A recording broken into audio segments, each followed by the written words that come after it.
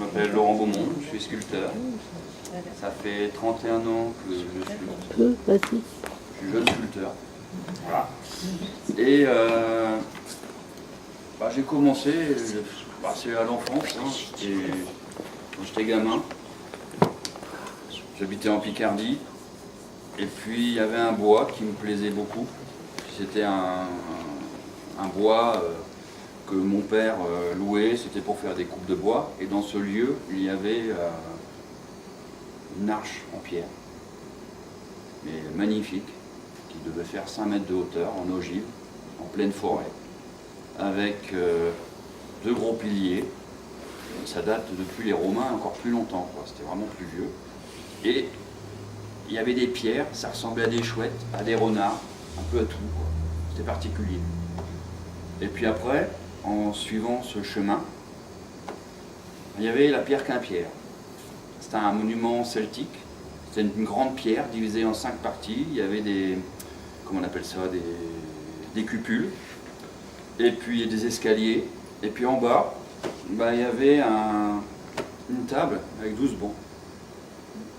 Puis ça a baigné mon enfance. Puis même encore, ça me fait rêver. Et ensuite, je sais pas, j'avais 16 ans. Puis je m'intéressais beaucoup à tout ce qui était la géologie, paléontologie, tout ce qui était en J, quoi. Et en rapport avec la pierre, l'histoire de la Terre et tout ça. Donc je passais des week-ends entiers à chercher des fossiles. Puis c'est venu comme ça. Et puis après, comme j'habitais en Touraine après, il y avait des blocs de tuffeau. Puis je me suis essayé dessus, j'avais fait un peu des animaux de la forêt, des choses comme ça. Et puis, après, c'était après la troisième, trouver un métier. C'est dur. Et on m'a dit tailleur de pierre. J'ai dit oui, pourquoi pas. Puis j'ai fait un CAP de tailleur de pierre. Et le lycée Henri Gaudibasca à Saint-Jean-de-Brest, à côté d'Orléans. Et puis ensuite, après le CAP, j'ai fait... soit je pouvais faire une école de gravure à Coutances, ou soit je pouvais faire l'école des monuments historiques. Et cette école des monuments historiques, je l'ai fait pendant 2 ans. C'est-à-dire, on s'occupait des voûtes romanes, gothiques, tout ça. C'était fabuleux, les châteaux, les cathédrales, les églises. Donc il y avait Notre-Dame de Paris, cathédrale de Tours, Beauvais, cathédrale de Beauvais, Notre-Dame de la Garde. Et puis plein d'autres encore.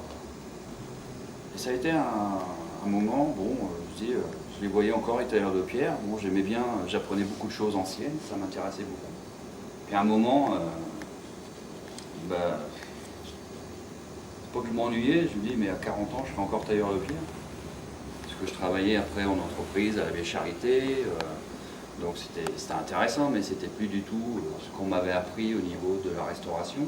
Parce que là c'était bâcler le travail, c'était tout ça, quoi. Puis je m'ennuyais. Et puis par hasard j'ai rencontré une bande d'artistes. Et c'était génial parce que c'était le premier truc où peut-être on a cru en moi, je sais pas, j'en sais rien. On m'avait demandé de faire pour un décor de théâtre une tête de Bouddha avec des cheveux de serpent.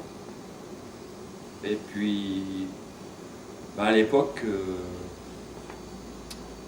j'avais pas d'atelier, j'avais rien, donc on avait passé un cabanon, et puis il n'y avait pas de lumière, donc j'avais commencé avec le feu de cheminée, puis j'ai terminé comme ça avec le feu de cheminée, quoi. Simplement cette lumière-là, puis ça m'a vraiment plu. Et puis ensuite, après ça,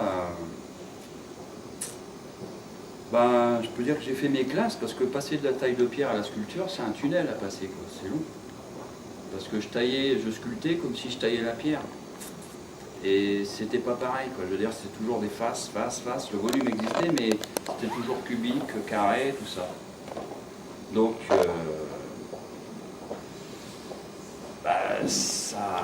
c'était un peu difficile, quoi. Je veux dire, il fallait passer ailleurs et tout ça. Et puis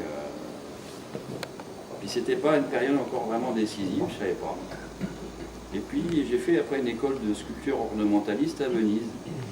C'était une fondation européenne qui s'occupait, comment dire, de tout ce qui s'occupe, de toute la restauration d'œuvres d'art, faire la dorure, faire le stuc et tout. Là, c'était baroque, rococo et compagnie, quoi. C'était fantastique.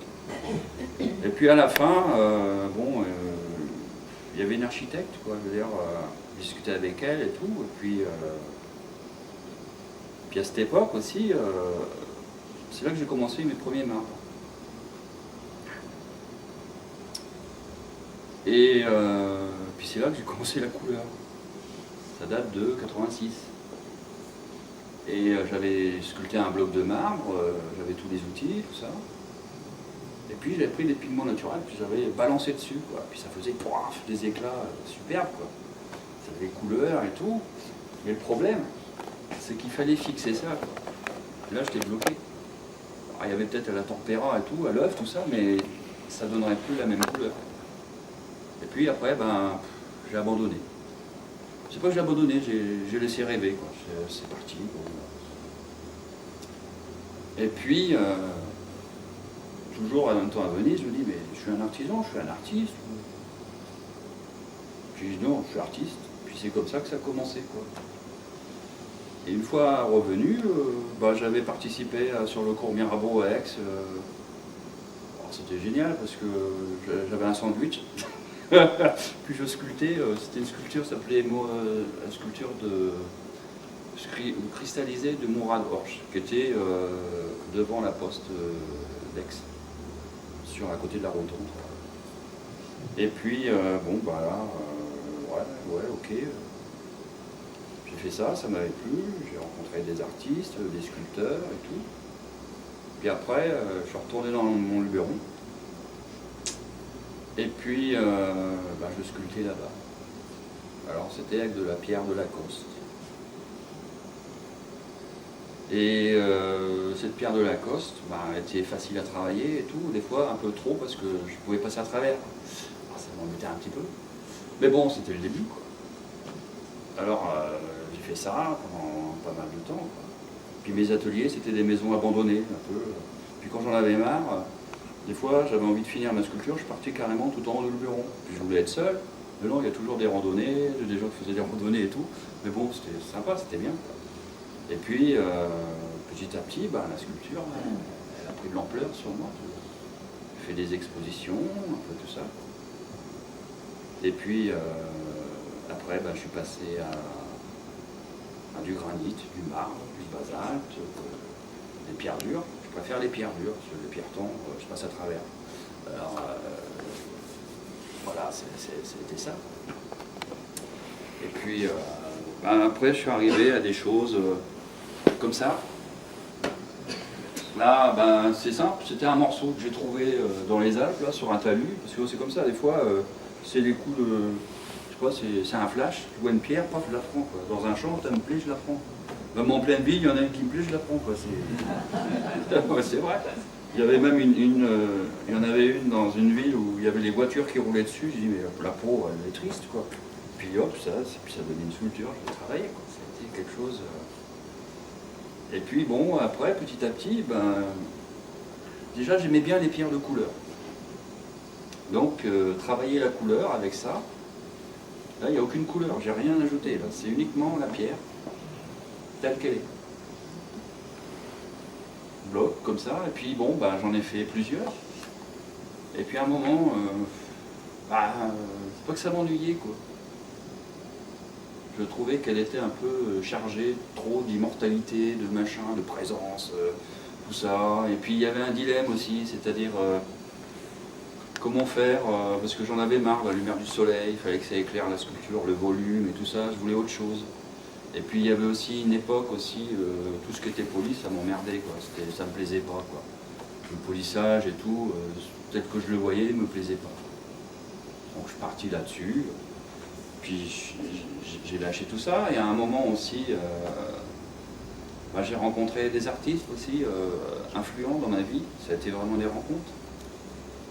Donc en 2004, j'ai rencontré Eugène Dodaigne, c'est un sculpteur, il doit avoir dans les 90 ans maintenant.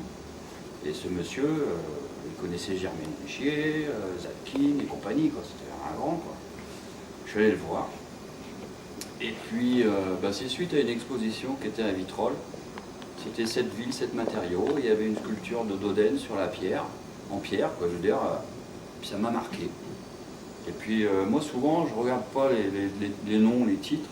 Je regarde l'image et puis ça me plaît. Puis j'avais une sculpture, une photo d'une sculpture qui me plaisait vraiment. Puis quand je regarde en bas, c'est écrit Eugène Dodène. J'ai dit, tiens, il faut aller le voir. Donc je suis allé le voir. Puis ça a été vraiment une rencontre aussi, quoi. Parce que à l'époque, je lui disais, mais je sens que je deviens sculpteur. Je me dis, mais non, t'es sculpteur. Ben, ça va être bien. Ah ouais, et on a des doutes parfois aussi, c'est incroyable, quoi.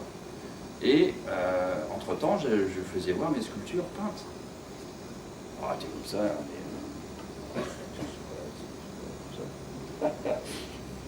Puis il me dit, il faut continuer. Il y a lui. Ensuite, après, j'ai rencontré aussi, c'était André Jans, c'était un ami. Il doit peindre là-haut encore, je pense. Donc, au départ, il voyait ma sculpture et tout ça, mais moi, ce qui m'embêtait vraiment dans la sculpture, c'est le côté curé, quoi. Ça m'embêtait vraiment, ce truc-là. Moi, ce qui m'intéresse, c'est représenter la vie, le vivant dans les choses. Et par la couleur, c'est autre chose. Ça donne quelque chose de plus... ça va plus loin. Et donc, et puis regarder, et puis bon, on disait rien, et puis voilà. Et puis, à un moment, j'ai dit, tiens, pourquoi pas ça? Et j'ai dit, tiens, voilà, j'ai fait ça, et puis regarde ça. Et là, il a cru en moi, justement, aussi, au niveau de la peinture, aussi, avec la sculpture. Parce que, bon, il faut être clair, je veux dire, moi, je suis pas un peintre, je colorie pas mes pierres, c'est pas du coloriage, hein, c'est autre chose. C'est... Comment on pourrait expliquer ça, quoi? C'est pas facile de parler de la sculpture. Ça, c'est des détails de sculpture, parce que je grave, je griffe, j'y vais. Je sais pas qui fait ça. C'est moi, mais il y a quelqu'un d'autre autour de moi, ou quelqu'un qui me guide, j'en sais rien. Je sais pas, c'est... Et en plus, quand je veux sculpter, je sais pas, on m'expliquait ça, il faut que je sois inspiré, quoi. Et comme je dis, je suis pas un fonctionnaire de l'art, moi. Je suis pas 8 heures par jour et tout ça. Ça peut être 3 heures d'un seul coup, puis voilà, comme ça, et puis après, d'accord, ça va. Mais, et puis en plus, je travaille, je sculpte plusieurs pièces à la fois. Sinon, une pièce, ça